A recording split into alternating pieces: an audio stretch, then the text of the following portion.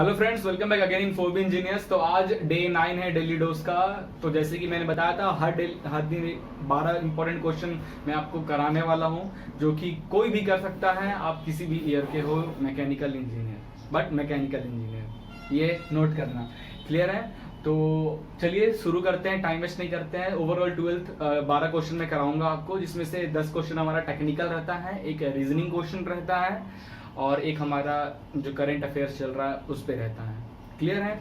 और जो क्वेश्चंस जो है वो एसएससी जेई का हो, चाहे आरआरबी जेई का हो, चाहे गेट का हो और इंजीनियरिंग सर्विस के हो, हर एग्जाम्स में से मैंने सब सारे एग्जाम्स में से कुछ ऐसे क्वेश्चंस उठाते हैं जो कि काफ़ी आसान होते हैं, थ्योरेटिकल होते हैं। क्योंकि न्यूमेरिकल मैं अभी आपको नहीं करा सकता, काफ़ी गेट के बेस पे देखा तो काफ़ी न्यूमेरिकल क्वेश्चंस आते हैं, बट मैं वो सारे न्यूमेरिकल क्वेश्चंस को नहीं करा सकता। बट थ्योरेटिकल जो क्वेश्चंस हैं और थोड़ा बहुत न्यूमेरिकल वाले जो क्वेश्चन हैं वो मैं आपको डिटेल में बताऊंगा। और मैं इसलिए नहीं करा सकता जो बता रहा हूँ न्यूमेरिकल क्वेश्चन, क्योंकि उसके लिए आपको डीप कॉन्सेप्ट पता होना चाहिए। बट मैं जो डेली डोज बना रहा हूँ वो सबके लिए बना रहा हूँ, तो मुझे भी इस पे ध्यान देना पड़ रहा है। ठीक है, तो चलिए शुरू करते हैं। पहला क्वेश्चन हमारा है एसएससी जेईई 2017 में ये क्वेश्चन पूछा गया था। ठीक है, क्या क्वेश्चन कह रहा है? Control volume refers to specified mass, fixed region in space, potential energy into heat और क्लोज्ड सिस्टम। सबसे पहले हम जानते हैं ये कंट्रोल सिस्टम क्या होता है। कंट्रोल सिस्टम को हम एक और नाम से जानते हैं, ओपन सिस्टम।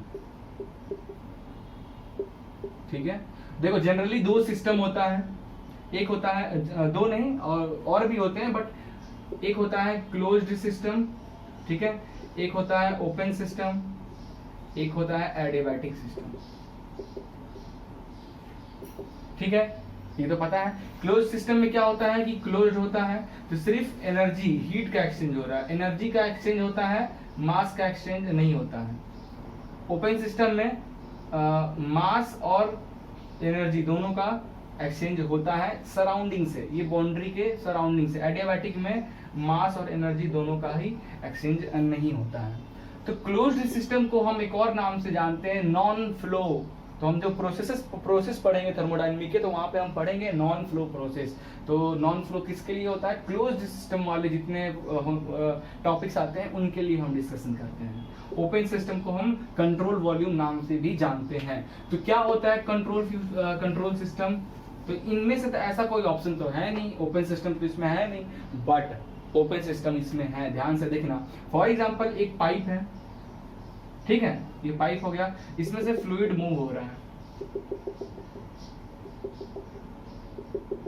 क्लियर है? फ्लूइड मूव हो रहा है। मुझे इस फ्लूइड के कुछ प्रॉपर्टीज को जानना है, तो मैं एक इस स्पेस, मतलब बोला जाए तो ये इस पाइप में ये स्पेस है, मैंने ये स्पेस कंसिडर कर लिया इतना, ठीक है, इसको ले लिया, मान लिया ये हमारा dx हो गया। अगर ये लेंथ dx है तो ये हमारा डेल एल हो गया, डेल डी हो गया। अगर ये हमारा डी है तो मैंने इसको कंसीडर कर लिया और इसको एक इमेजिनरी लाइन से कवर कर दिया।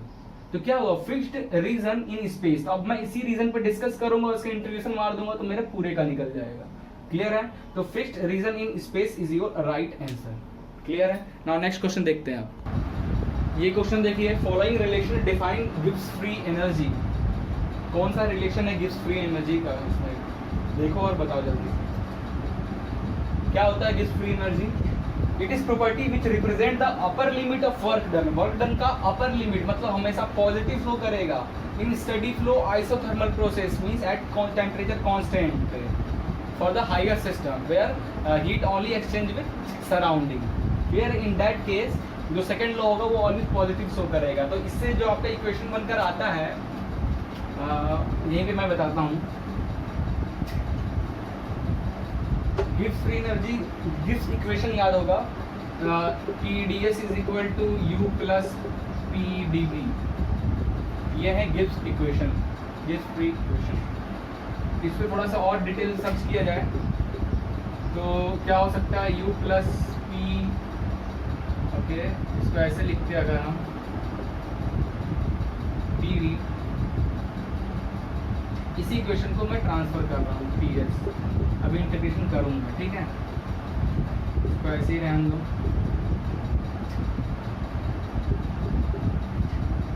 dV plus V dP. This is equal to H plus V dP.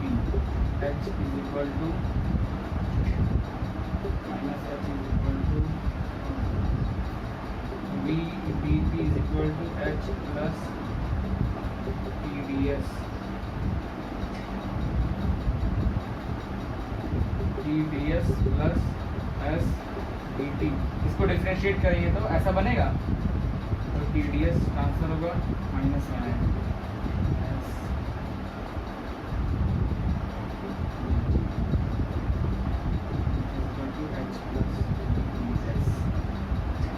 कौन सा आंसर है दिस। क्या किया मैंने, देखो गिब्स फ्री इक्वेशन कहता है कि जो dTs है टेम्परेचर का मेन यहाँ पर रिलेशन है with internal energy and PV से। इनको डिफरेंशिएट जब हम किया तो dTs ऐसे ही रहेगा, u ऐसे ही रहेगा, pv को डिफरेंशिएट करोगे तो pdv प्लस vdp, तो u plus pdv is equal to enthalpy plus vdp ऐसा ही है। ts को करो तो tds प्लस sdt हो जाएगा। क्लियर है, तो ये h हो गया, ये TdS प्लस में माइनस करो और इसे प्लस में तो जब भेजोगे तो माइनस में आ जाएगा, तो प्लस करना हो तो माइनस ले कॉमन लेना पड़ेगा, VdP प्लस में इधर माइनस हो जाएगा, तो SdT इतना Gibbs free energy equal to G plus TD। This equation तो याद रखना है कि गिब्स, जब भी गिब्स फ्री एनर्जी से रिलेटेड फॉर्मूला पूछे तो आपको गिब्स फ्री एनर्जी का formula G is equal to H plus TS पता होना चाहिए। ठीक है, नाउ ये इक्वेशन को देखिए, which equation represent steady flow energy equation. अच्छा, इससे पहले जो मैंने गिब्स फ्री एनर्जी का इक्वेशन बताया था, आपने क्या बताया था मैंने, G is equal to H plus TdS, ये गलत है। ठीक है, ऑप्शन जो B था वो राइट था, एक बार उसको देख लेना। G is equal to H minus TdS होगा आंसर। क्लियर है, क्योंकि अपन जो डेरिवेशन जो किए थे उसमें देखे थे माइनस टर्म आ ही रहा था हमारा। G equal to H minus TdS, option B right answer होगा। जस्ट इससे पहले वाले क्वेश्चन में एक बार आप ध्यान से देख लेना। ठीक है, now which equation represent steady flow energy equation. क्या होता है SFE की इक्वेशन, ये हम कंट्रोल वॉल्यूम के लिए निकालते हैं, कंट्रोल वॉल्यूम के लिए निकालते हैं, मतलब किसी ओपन सिस्टम के लिए निकालते हैं ये एनर्जी इक्वेशन। तो आपको याद होगा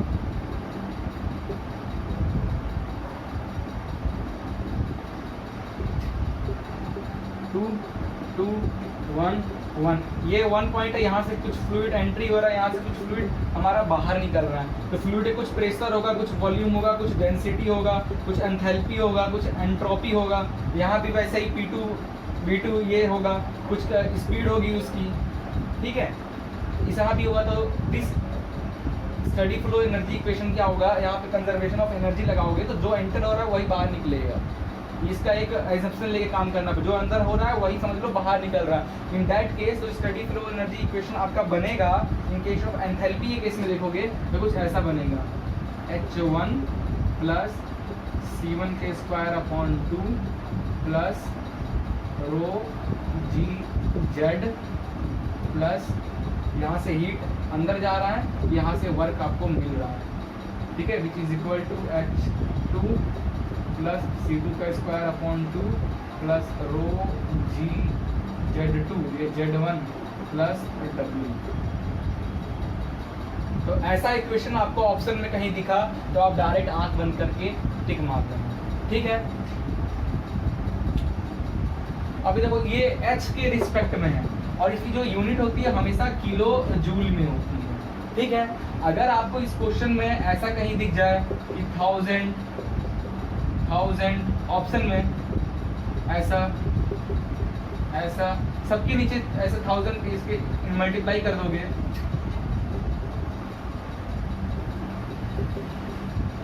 तो पूछा होगा इन किलो जूल पर केजी में आपका स्टडी फ्लो एनर्जी इक्वेशन क्या बनेगा, तो वो कुछ ऐसा दिखेगा।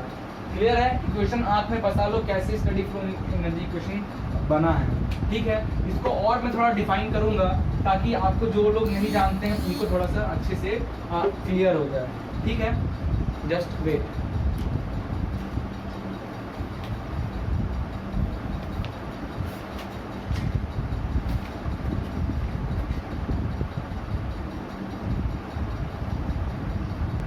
इसको एक्सप्लेन करता हूँ, इसी से रिलेटेड और भी आगे क्वेश्चन आपको मिलने वाले हैं, इसलिए मैं इस स्टडी फ्लो एनर्जी इक्वेशन को थोड़ा सा डिटेल में बात करेंगे। देखो इसमें कुछ कंडीशन लेने होंगे, जितना मास अंदर जा रहा है उतना ही मास बाहर निकलेगा। मतलब 1 यूनिट मास अगर अंदर गया, 1 यूनिट मास हमारा बाहर निकलेगा, 1 यूनिट एनर्जी अंदर गया, 1 यूनिट एनर्जी हमारा बाहर निकलेगा। तो conservation of movement, conservation of energy या कंजर्वेशन ऑफ मास के फॉर्मूला से हम बताएंगे जितना अमाउंट ऑफ अंदर गया एट पॉइंट 1 और जितना अमाउंट ऑफ बाहर गया वो दोनों एक दूसरे के इक्वल होगा।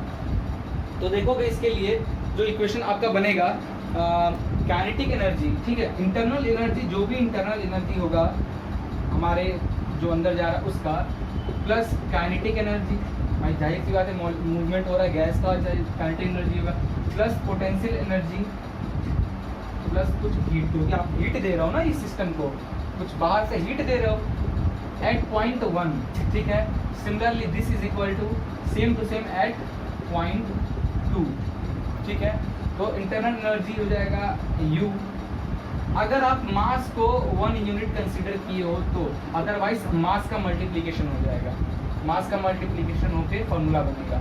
मास को अगर 1 यूनिट कंसीडर किए हो तो आप मास की वैल्यू हटा सकते हो यहाँ से, वो बनेगा internal energy U1 plus kinetic energy 1/2 C1 का square plus potential energy density rho G और Z1 plus Q is equal to U2 plus 1/2 C2 square plus rho G Z2 plus work done और net work done, not work done, net work done कितना दे रहा है उससे, ये ठीक है। तो net work done for example यहाँ पे P1 V1 है, यहाँ पे P2 V2 है, तो नेट वर्क डन कितना हो जाएगा P1 या बोला तो P1 V1 minus P2 V2, net work done हो जाएगा। ये वैल्यू यहाँ पे पुट करो और ट्रांसफर करोगे तो U1 के साथ इसको ट्रांसफर कर दो, ठीक है। तो ये U1 जो है यहाँ से हट कर H1 आ जाएगा, क्योंकि ये वाला टर्म इसको इधर लाओगे तो, ठीक है। अभी U1 रहने दो, ये फॉर्मूला दिख रहा है या अच्छे से, अभी ये इंटरनल एनर्जी के टर्म में ये फॉर्मूला है हमारा, ठीक है। अब मैं इसको एंथैल्पी के टर्म में चेंज कर रहा हूँ। एंथैल्पी के टर्म में चेंज करना है तो सबसे पहले आप जानो यहाँ पे नेट वर्क डन क्या होगा। देखो यहाँ पे आप वर्क दे रहे हो ना, पीवी इज कॉल्ड वर्क, तो वर्क दे रहे हो किसी बॉडी को तो निगेटिव, और वर्क प्रोड्यूस हो रहा है तो पॉजिटिव, और इस कंट्रोल वॉल्यूम का भी कुछ वर्क होगा। तो W नेट क्या हो जाएगा minus P1 V1 plus work for control volume के लिए प्लस P2 V2। अब जहाँ वर्क कंट्रोल वॉल्यूम आ रहा था वहाँ पे ये वैल्यू पुट करोगे और ये P1 V1 वाले को इधर भेज दो और ये P2 V2 को वहीं रहने दो, तो U1 प्लस P1 V1 बनेगा प्लस काइनेटिक एनर्जी का स्क्वायर ये plus rho G Z1 plus Q is equal to फिर वर्क वाला, तो ये क्या हो जाएगा H1। फार्मूला जो नया बनेगा ऐसे दोनों तरफ का स्टडी फ्लो एनर्जी इक्वेशन का, वो ये फार्मूला बनेगा H1 प्लस 1/2 C1 के square plus rho G Z1 plus Q is equal to H2 plus 1/2 C2 square plus rho G Z2 control volume. Clear है स्टडी फ्लो एनर्जी इक्वेशन का ये equation. अब इसी टॉपिक पे, क्योंकि आज का जो लेक्चर है पूरा ओपन सिस्टम कंट्रोल वॉल्यूम पे क्वेश्चंस मैंने निकाल के रखा है। नेक्स्ट क्वेश्चन हम देखते हैं जल्दी से। चलिए ये क्वेश्चन बताइए, करेक्ट इक्वेशन SFEE इक्वेशन है और नोजल के लिए क्या बनेगा, कौन सा सही है फॉर नोजल का, नोजल के लिए SFEE इक्वेशन क्या होगा। पॉज करें और चेक करें, देख लो। इसका जो ऑप्शन होगा ये सही होगा, H1 plus C1 square upon 2 is equal to H2 plus C2 square upon 2, ठीक है। बाकी ये जो है ये SFEE इक्वेशन है, SFEE इक्वेशन है किसके लिए, कंट्रोल वॉल्यूम के लिए। जस्ट मैंने अभी बताया था, ये भी सेम इक्वेशन है इन टर्म्स ऑफ U है, यहाँ W कंट्रोल वॉल्यूम है, W नेट, ये भी SFEE इक्वेशन है, ये भी SFEE इक्वेशन है, बस ये उस डिफ्यूज़र के लिए है, नहीं डिफ्यूज़र के लिए नहीं शायद, ठीक है। इसको देखते हैं, ये जो है बचा है हमारा, ये है हमारा नोजल के लिए। नोजल क्या होता है, चलो अब मैं बता रहा हूँ ये क्वेश्चन आएगा कैसे, क्लियर है।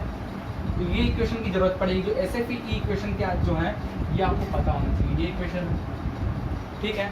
अब हुआ नोजल, नोजल क्या करेगा, ऐसा कुछ होता है, यहाँ से एंट्री होता है, यहाँ से आउट होगा लिक्विड आपका। ये पूरा एज्यूम मान लिया गया है कि ये पूरा इंसुलेटेड है, इंसुलेटेड है तो हीट ट्रांसफर जीरो हो जाएगा। कोई साफ्ट इसमें है नहीं तो साफ्ट वर्क डन इसमें हो जाएगा, जीरो हो जाएगा। क्लियर है। और क्या साफ्ट नहीं है, ये नहीं है, Z1 ये जो डेटम हाइट है इसी से रेफरेंस से इन दोनों का Z2 और Z1 ये भी सेम है, Z1 is equal to Z2 is equal to Z हो गया। तो क्या कह ये कैंसिल हो गया, ये कैंसिल हो गया, वर्क डन कैंसिल हो गया, ठीक है।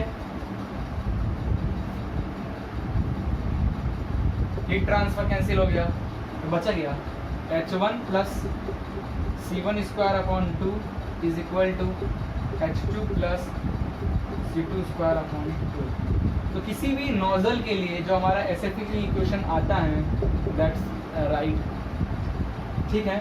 अब यहाँ पे मान लो, एज्यूम कर लो जो एंथैल्पी है, एंथैल्पी ऑफ लिक्विड या एंथैल्पी ऑफ आपका जो भी फ्लूइड पास हो रहा है, that H2H is very greater than, kinetic energy से बहुत ज़्यादा। In that case enthalpy H1 is equal to H2 हो जाएगा, और इक्वल नहीं होगा कहा जाए तो this it means it will be constant. तो जब भी थ्रॉटलिंग, ये भी तो थ्रॉटलिंग का ही प्रोसेस है ना, एंथैल्पी विल बी कांस्टेंट। और थ्रॉटलिंग का क्वेश्चन है, नोजल में ऐसा कुछ है तो एंथैल्पी विल बी कांस्टेंट। अगर ऐसा भी ऑप्शन होता तो हम अपना ये ऑप्शन सही मार सकते थे नोजल केस में, बट ये ऑप्शन है तो आप ये ऑप्शन को आप टिक करोगे। नेक्स्ट क्वेश्चन देखते हैं।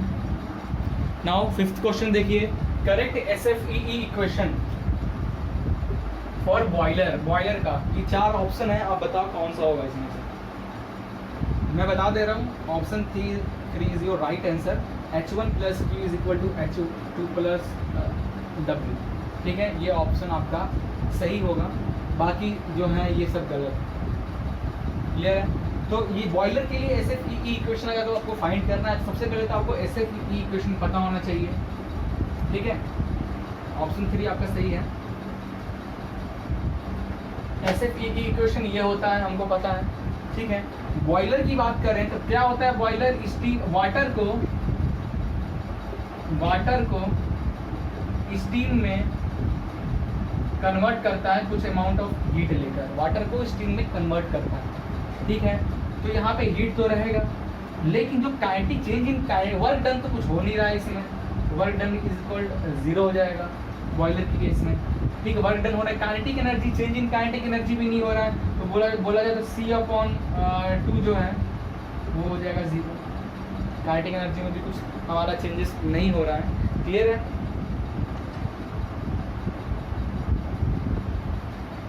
और जो डेटम लाइन है ये Z1 और इज इक्वल टू Z2, ये भी Z के इक्वल हो जाएगा, क्योंकि बॉयलर रेस्ट किस पे रहेगा, तो रेफरेंस लाइन मानेंगे, डिस्टेंस तो सेम है ना, तो ये सब जीरो हो जाएगा। मतलब ये जीरो हो गया, ये जीरो हो गया, ये जीरो हो गया, ये जीरो हो गया, बचा क्या H1 plus Q is equal to H2 plus W2। ये हो गया बॉयलर के लिए आपका एनर्जी इक्वेशन, ठीक है। बॉयलर के लिए एनर्जी इक्वेशन आपका ये बन गया। नेक्स्ट क्वेश्चन देखते हैं। चलो फिर ये क्वेश्चन देखो, फिर ये क्वेश्चन है बॉयलर के लिए ही SFE इक्वेशन बोल रहा है, बट आपके पास ऑप्शन इस टाइम पे ये है। देखो बॉयलर का क्वेश्चन सबसे ज़्यादा आता है, क्वेश्चन को पलट कर एक क्वेश्चन और मैं बताऊंगा, इसके बाद एक और क्वेश्चन बताऊंगा सेम टू सेम बॉयलर पे ही, ठीक है। देखना अभी मैं देखना कैसे कन्वर्ट करूंगा, ऑप्शन दे पूछने का तरीका कैसे कैसे होता है, बताओ क्या होगा।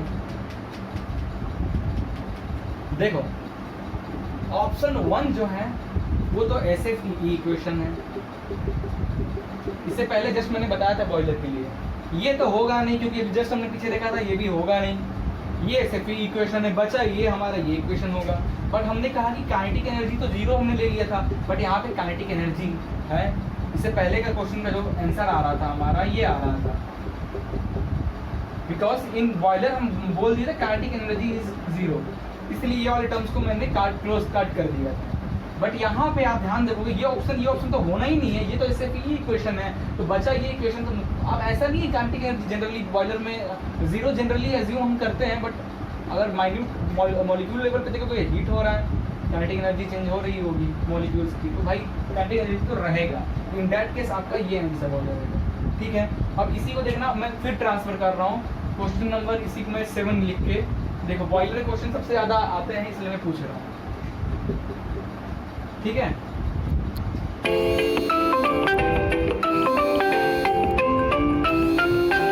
सेम इक्वेशन, सेम क्वेश्चन है, बस ये चेंज कर दिया, पूछ दिया कि आपको जवाब जो देना है किलो जूल पर केजी में।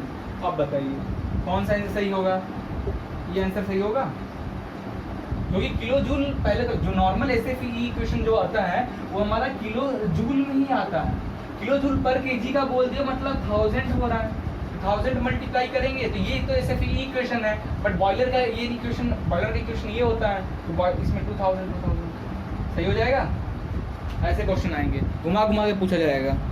चलिए ये क्वेश्चन बताइए, steam nozzle convert heat into work into heat into kinetic energy या kinetic energy into heat.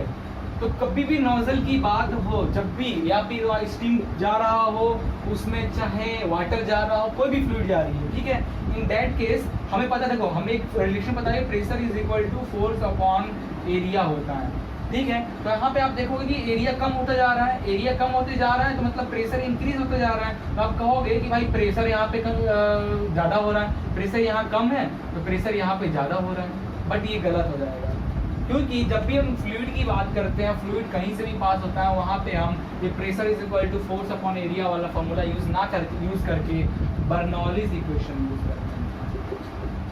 Bernoulli's equation की हेल्प से हम बताते हैं, ठीक है। तो फॉर नोजल के लिए हमेशा क्या होता है, एरिया कम होता है तो क्या होगा, जो भी फ्लूइड की जो वेलोसिटी होगी, velocity convert into kinetic energy, velocity convert into kinetic energy fluid की। प्रेशर यहाँ पे फ्लूइड, कोई फ्लूइड जैसे लिक्विड है तो pressure convert into kinetic energy. Steam हो गया, स्टीम का भी प्रेशर होता है, बट इसमें प्रेशर कोई टर्म नहीं दिया है, हीट की बात कर रहा है, स्टीम की हीट होती है, तो यहाँ पे ऑप्शन हो जाएगा हीट इनटू काइनेटिक एनर्जी। जो nozzle convert heat into kinetic energy, हमेशा नोजल काइनेटिक एनर्जी में कन्वर्ट ही करेगा, या तो प्रेशर को कर रहा होगा, हीट को कर रहा होगा, वेलोसिटी को कर रहा होगा, सबको, बट इसको काइनेटिक एनर्जी में ही कन्वर्ट करेगा हमारा, ठीक है। चलिए इस क्वेश्चन का आंसर दिए, जल्दी से पॉज कीजिए वीडियो, कोशिश कीजिए ट्राई करने के लिए। जैसे कि मैंने बताया कि आज का लेक्चर हमारा जो होगा फुल ऑन किस पे, ओपन सिस्टम पे, तो ओपन सिस्टम का ही क्वेश्चन है ये, ठीक है। आइए क्वेश्चन पढ़ते हैं। What is the velocity of steam at exit point पे across the steam nozzle or vessel V, ठीक है, which is perfectly insulated and no work done and undergo a drop of enthalpy। ये terms को मैंने mark किया, from entry to exit, clear है। मतलब nozzle की बात हो रहा है, नोजल ये रहा, वो फुल्ली इंसुलेटेड है, फुल्ली इंसुलेटेड है, तो मतलब क्या हुआ कि Q is equal to 0, change in heat 0 हो गया, नो वर्क डन हो रहा है, वर्क इज इक्वल टू 0, ठीक है। और डेटम लेवल भी एज्यूम कर लो कि रखा हुआ है, एक रेफरेंस से एज्यूम करना है कुछ चीज़ें यहाँ पे, अगर नहीं दी है तो Z1 और Z2 जो है वो इक्वल है, Z1 is equal to Z2 is equal to Z। और जनरली जो हमारा नोजल का इक्वेशन बनकर आता है with the help of SFE की इक्वेशन, क्या बनकर आया था, हमने क्वेश्चन कराया था H1 plus C1 square upon 2 is equal to H2 plus C2 square upon 2 आया था। वह C इज द वेलोसिटी, ठीक है, C को हम यहाँ पे वेलोसिटी से डिनोट करते हैं। तो यहाँ पे आप देखोगे कि लेट अस एज्यूम कि इनिशियल वेलोसिटी नहीं दिया है, ड्रॉप इन एंथैल्पी दिया हुआ है, तो let us assume initial velocity is equal to 0। Final velocity पूछा, इनिशियल तो दिया नहीं क्वेश्चन में, कैसे कर सकते हैं, तो इनिशियल वेलोसिटी को एज्यूम 0 कर लें, तो हमारा जो फाइनल वेलोसिटी हो जाएगा V2 या C2 root of 2 H2 minus H हो जाएगा। सही लिखा हूँ, कोई गलती तो नहीं है। अब वैल्यू पुट कर दो, 2 इंटू 0.2 किलो जूल दिया हुआ है यहाँ पे चेंज इन एंथैल्पी, ठीक है। मीटर पर सेकंड में आपको निकालना है, तो change in enthalpy 0.2 kilo joule पर केजी दिया है। इसको kilo joule, enthalpy generally kilo joule में रहता है, तो उसको किलो जूल में कन्वर्ट करोगे 0.2 केजी मतलब 1000, तो 10 पावर ऊपर हो जाएगा 10 पावर 3, यस 10 पावर 3 लिख देंगे तो केजी कट जाएगा, ठीक है, ये किलो जूल में कन्वर्ट हो जाएगा। क्लियर है ना? अब क्या करना है, यहाँ पे वैल्यू पुट कर दो, 0.2 इंटू 10 पावर 3 पुट करोगे तो आंसर जो भी आएगा, तो सॉल्व करना 20 मीटर पर second. This is your right answer, ठीक है। चलिए इस क्वेश्चन का आंसर दीजिए। एन ओपन सिस्टम इन विच, ये एसएससी जेईई 2016 में पूछा गया था, ठीक है, बहुत आसान क्वेश्चन है यार, कोई भी बता देगा। ओपन सिस्टम के लिए क्या होता है? ओपन सिस्टम क्या खुला हुआ है, तो इसमें मास का भी एक्सचेंज हो रहा है और हीट तो एक्सचेंज हो ही रहा है, तो मास भी एक्सचेंज हो रहा है और हीट भी एक्सचेंज हो रहा है। Mass exchange, heat exchange is your right answer, ठीक है। ठीक है गाइस, तो ये है कोडिंग डिकोडिंग। पुट को कोडिंग किया 57 से, तो बैड को कोड करो। कोडिंग डिकोडिंग रीजनिंग का एक टॉपिक है, उसका है। तो टाइप 1 टाइप 2 मैं 2 दिन में पढ़ाया और आज टाइप 3 पढ़ाने वाला हूँ। किसका? कोडिंग डिकोडिंग का टाइप 3। टाइप 3 में है alphabet coding with numeric. Alphabet को कोड किया गया है नंबर के साथ, ठीक है, टाइप 3 का यही नाम है। तो कैसे इस टाइप के कोडिंग डिकोडिंग को कैसे सॉल्व करेंगे क्वेश्चंस को, आइए देखते हैं। देखो PUT, P for 20, U for 21 number है, अल्फ़ाबेट का नंबर याद करने का टेक्निक भी मैं बताया था, और देख लो टी को याद रखने का है, T20 U, हिंदी में U को ऐसे लिखते हैं, ये 21 की तरह दिख रहा है इसलिए 21 लिख दिया। P को पलटोगे तो 6 की तरह दिखेगा, बट ये 16 है, 26 होगा नहीं, क्योंकि 6 होता है F पहले आता है और P बाद में आता है, तो ये 6 होगा, ये 16 होगा, और 26 तो हमारा पता है Z हो जाएगा, इसलिए P हमारा ये हो गया। B दूसरे नंबर पे, A 1 नंबर पे, T20 नंबर पे। तो देखोगे आप ध्यान से 57 कैसे, PUT 16 प्लस मतलब 16 प्लस 21 प्लस 20 करोगे तो आएगा 57, इसको कोड किया, ठीक है। तो यहाँ पे जो क्या हो जाएगा, 2 plus 20, 21, 22, 23 is your right answer, ठीक है। जीके का क्वेश्चन है, ये जनरल नॉलेज का क्वेश्चन है, बट ये रीजनिंग का भी एक टॉपिक है, ठीक है। तो चलिए ये जीके का क्वेश्चन है, 12th क्वेश्चन, और ये हमारा आज का लास्ट क्वेश्चन है। अर्थ, वेनस, जुपिटर, ये सबको हम प्लैनेट कहते हैं, सन को हम स्टार कहते हैं, तो मून को हम क्या कहेंगे? Option A star, artificial satellite, 3 satellite, 4 natural satellite. कौन सा ऑप्शन सही होगा इनमें से, क्या कहोगे? जिनको पता होगा मैक्सिमम लोग स्टार को टिक कर रहे होंगे, बट ये गलत है। कुछ लोग सैटेलाइट को कह रहे होंगे, वो भी गलत है। कुछ लोग आर्टिफिशियल सैटेलाइट, ये तो वैसे भी गलत है। नेचुरल सैटेलाइट, तो मून को हम नेचुरल सैटेलाइट कहते हैं। In terms of earth, Venus इनको जो प्लैनेट कहते हैं, सन को स्टार करते हैं, तो मून क्या है हमारे लिए? अर्थ का, that's called natural satellite, and it is the 5th biggest satellite in case of natural, ठीक है, ये आंसर होगा। तो डेली डोज का ये हमारा लास्ट क्वेश्चन था, और ये खत्म होता है पूरे क्वेश्चन। वीडियो पसंद आया तो लाइक करें, सब्सक्राइब करें, मेरे फ्रेंड्स के साथ शेयर करें, ठीक है। Thank you.